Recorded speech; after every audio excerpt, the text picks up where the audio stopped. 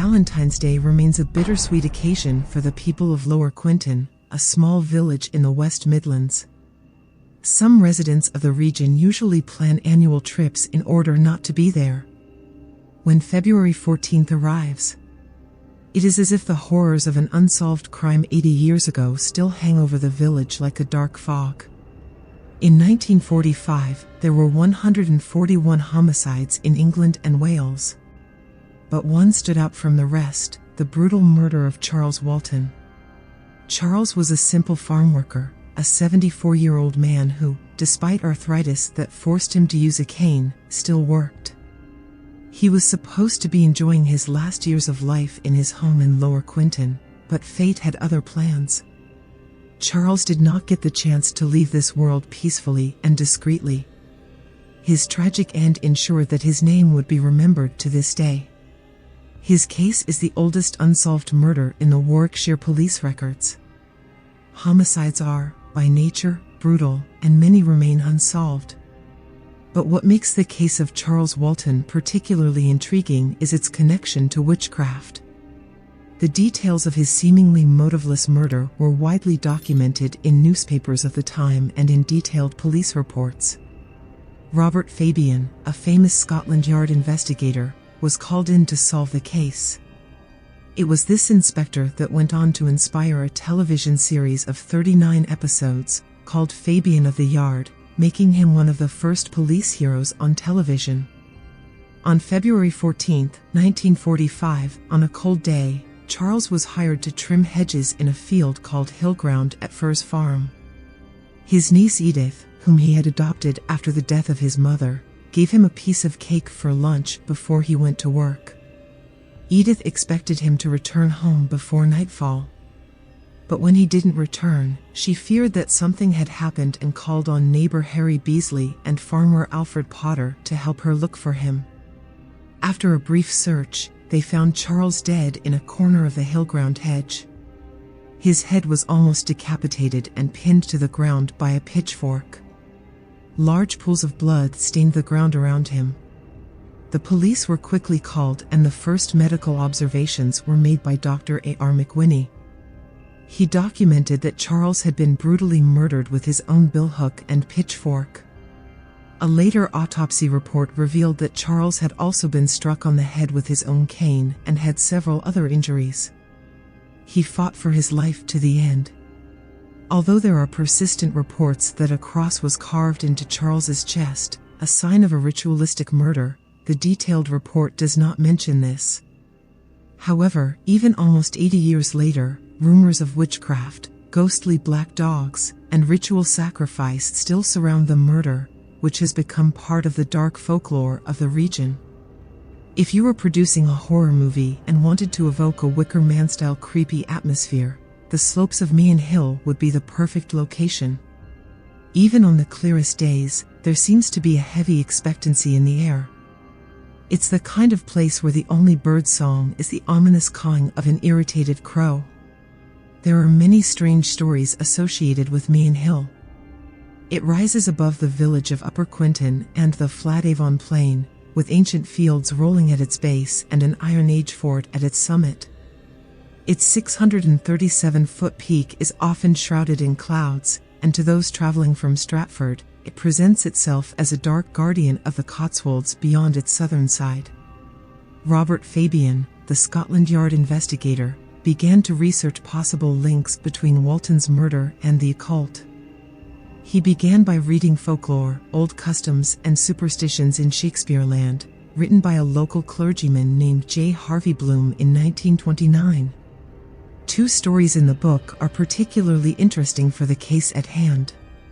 The first is the story of a savage murder that has certain similarities to that of Charles Walton. 13 miles over Meon Hill, at the southern tip of Warwickshire, 79-year-old Tennant was living a peaceful life in the Cotswold village of Long Compton until she was murdered by James Hayward with a pitchfork. A report in the Stratford Herald describes the horrific event. On the night in question, between 7 and 8 o'clock in the evening, the poor old woman left her home with the purpose of going to a small shop in the village to buy bread.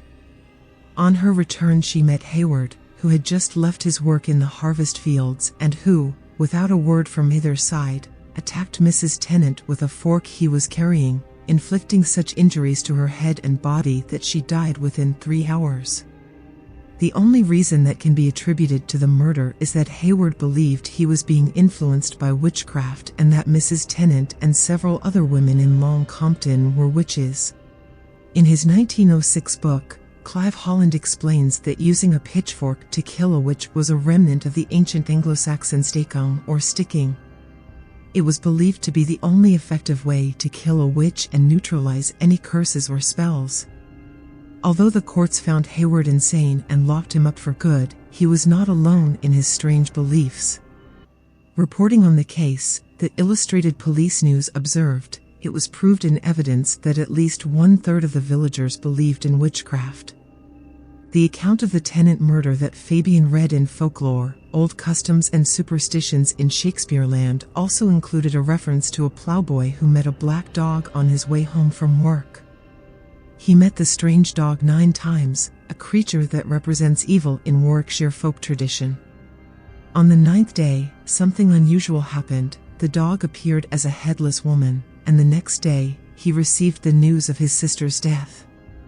The young plowboy is the protagonist of this story, Charles Walton. And where did these strange apparitions occur? On Meon Hill. But it wasn't just the peasants who experienced these mysterious encounters. Shortly after Charles's death, Fabian, the brave Scotland Yard investigator, reported seeing the same black ghost dog. And a few days later, local residents found a dead black dog, hanging by its collar from a branch of a bush, near where Charles's body had been found. Curiously, this time of year coincided with the Roman festival of Lupercalia, when dogs were sacrificed to ensure good harvests. Although Fabian later speculated in his book Anatomy of Crime about who the real killer could be, strongly suggesting that farmer Alfred Potter, who behaved strangely throughout the investigation, could have been the culprit, he also recognized other sinister things going on. Usually people want to help the police, especially if a victim is vulnerable. But the local people actually avoided participating in the murder investigation and seemed indifferent to the fact that a madman was potentially on the loose. Fabian commented that when he tried to interview the local people there was downcast eyes, reluctance to speak except to talk about bad harvests, a calf that died in a ditch. Perplexed, Fabian noted, "But what did this have to do with Charles Walton?" Nobody would say. Could Charles Walton's inclination to engage in witchcraft have led to his end? The locals certainly saw him as a strange subject.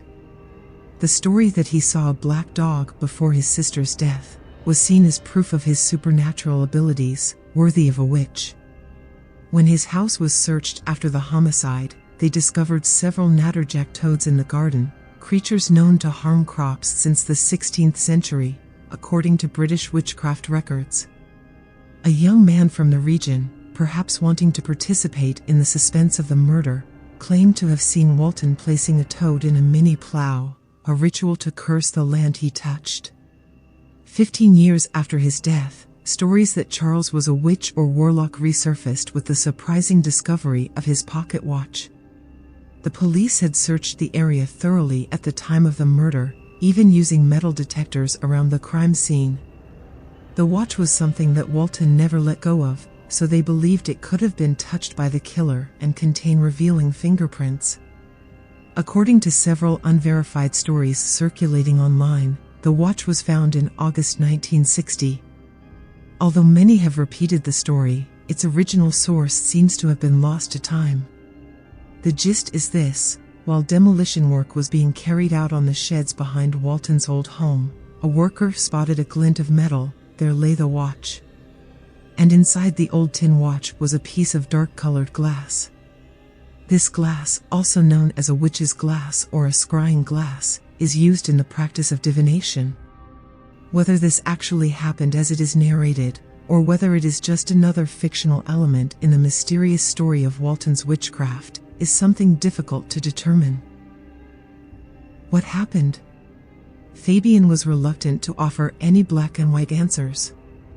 But 25 years after the murder, he issued a grave warning while working on his book Anatomy of a Crime. I advise anyone who is ever tempted to venture into black magic, witchcraft, shamanism, call it what you will, to remember Charles Walton and think about his death, which was clearly the horrific climax of a pagan rite.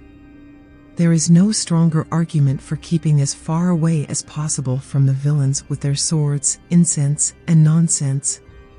It is on prudence that your future peace of mind and even your life may depend. The property where Charles Walton was murdered, known as the Firs, has been sold several times since the crime. The current owner is a man named David Clark, who bought the property in 2002. Clark is an enthusiast of local history and archaeology, and has been working to preserve the property and its history. In 2003, Clark built a memorial to Charles Walton on the property. The memorial is composed of a stone with an inscription that reads, "In memory of Charles Walton, who was murdered on this property on February 14, 1945. His death remains a mystery." Clark has also been researching the crime, and believes that Walton was the victim of a blood sacrifice ritual. He believes that the killer may have been a member of a group of witches who lived in the area at the time. The property of the Firs remains a popular destination for tourists and curious people. Many visitors come to the property to learn about the murder of Charles Walton and the history of the area. Would you be curious to visit the property of Charles Walton? Let us know in the comments.